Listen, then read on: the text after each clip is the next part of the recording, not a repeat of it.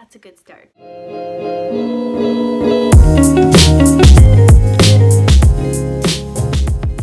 So many good things. One, I'm filming a wrap-up video, which is rare. And two, it's the first day of October, which means it's the first day of Pintober. I did want to film a September wrap-up because when I filmed my fall reads video, I was pretty excited about all of those books, and both on Instagram and on YouTube, people had expressed interest in hearing about some of the books. So now that I've read some of them, I feel like I have to report back. So that's what I'm going to do today. I'm purely going to share about what my experience was like, because some of them are on one end of the spectrum where they're fantastic and they're going to be books that I recommend for the rest of forever, and others are on the other end of the spectrum and probably won't be recommending those ones. Let's get into these ones. So the first book that I finished in September was Tonight I'm Someone Else, which are essays. I read this because Jenna was doing Story September on Bookstagram. So she was reading books that are either compilations of essays or stories. And so I started with this one because I had been really looking forward to it and it fits that category.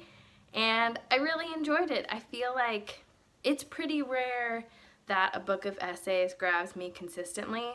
That's part of why Story September started, is because they're so easy to put down and say like, oh, I'm gonna come back to it, and then you don't come back to it, and then it never gets read or finished.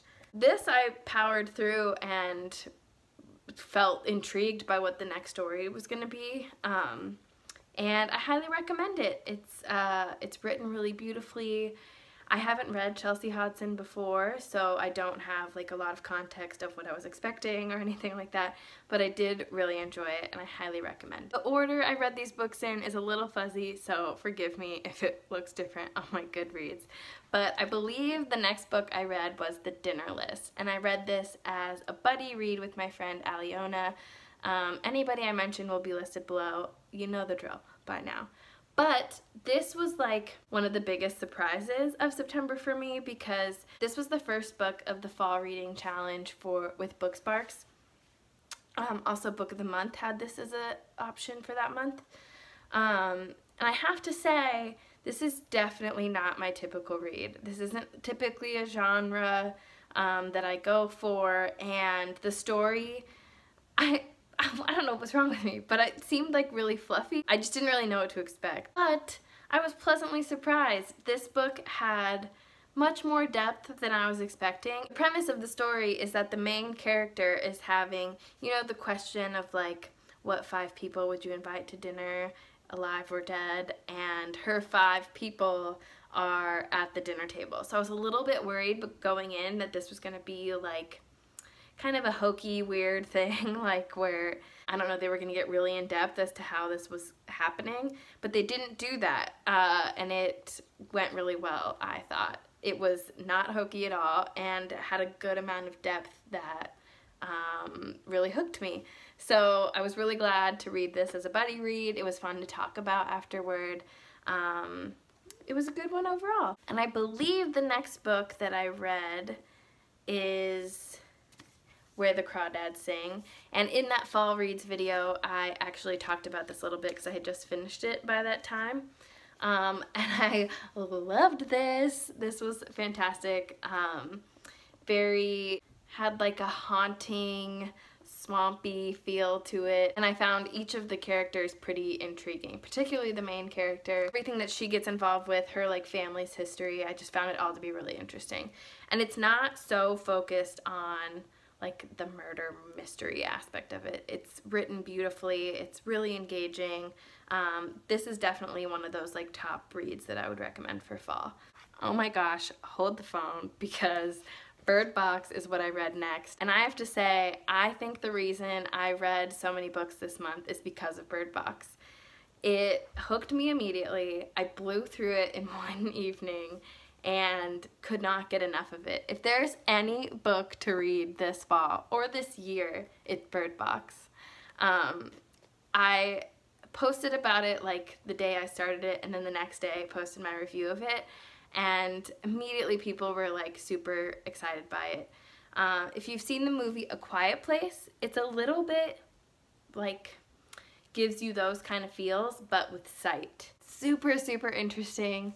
I think that like I want to say like it didn't freak me out, but it did, and it freaked me out in like a, oh my gosh, this is so intense kind of way, not in like the I can't sleep at night because this is gonna happen to me kind of way, but it just like alters your whole reality. You like get sucked into what if the world was this way, and I don't know, it was just really, really good. Beautifully written, so well done. My dad actually listened to it on audio and also really loved it, said the narrator was really great.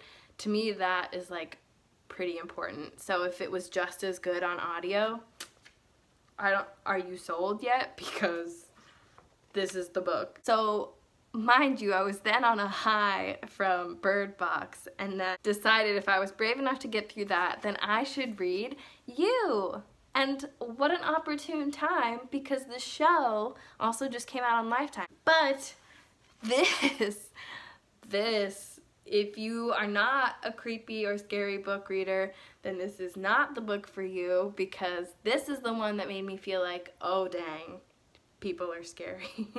And more and more I kept getting creeped out in my own house, like where I was afraid to like go to the bathroom in the middle of the night or anything, because I don't know, people are scary, and this is like a stalker story with crazy disturbing things. So yeah, that's like, I'd say that's clocked in the fears of mine, and this one did its job in scaring the crap out of me. Next book I read was The Job of the Wasp, and I was really looking forward to reading this because I got it a while ago. I was at an event at Green Apple Books on the park, and this was on display, and I was just really intrigued by it, and the bookseller had talked to me about it and said it was like really creepy.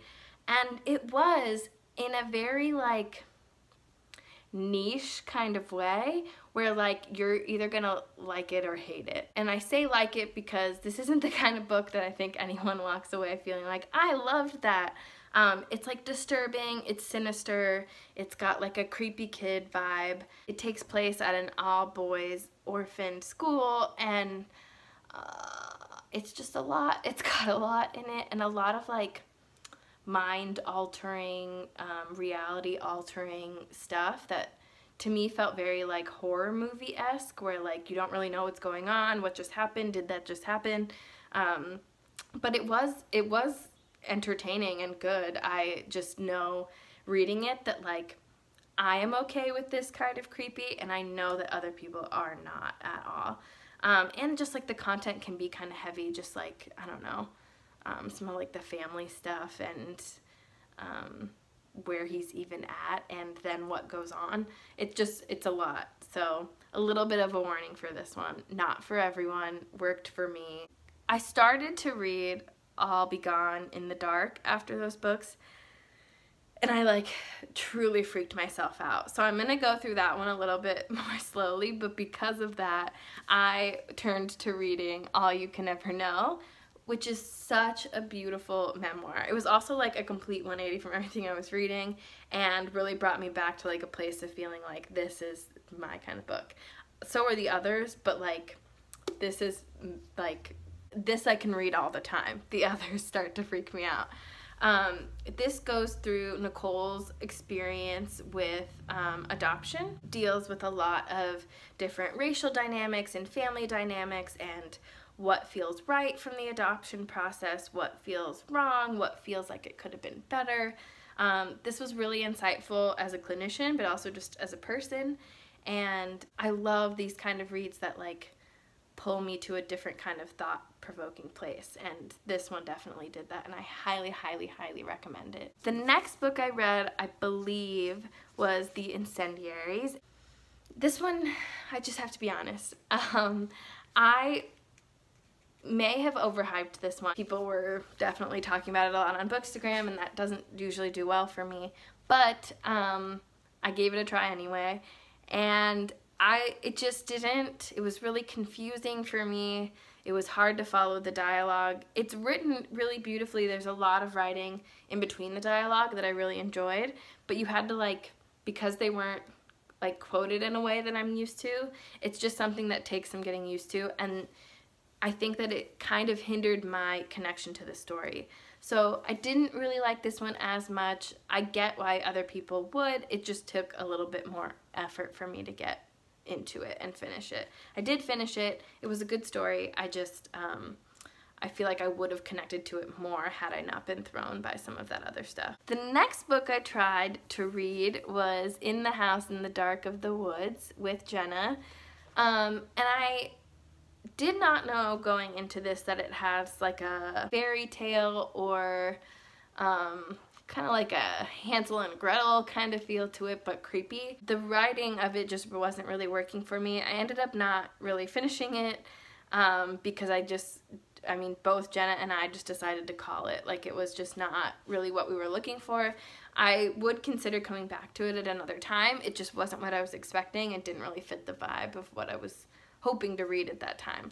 And I didn't want this to put me into a reading slump after all the good reads I just read. So I did not end up finishing this one, but maybe it would work for you. It just didn't really work for me. Another book from the Book Sparks Fall Reading Challenge that they shared with me was Josh and Hazel's Guide to Not Dating.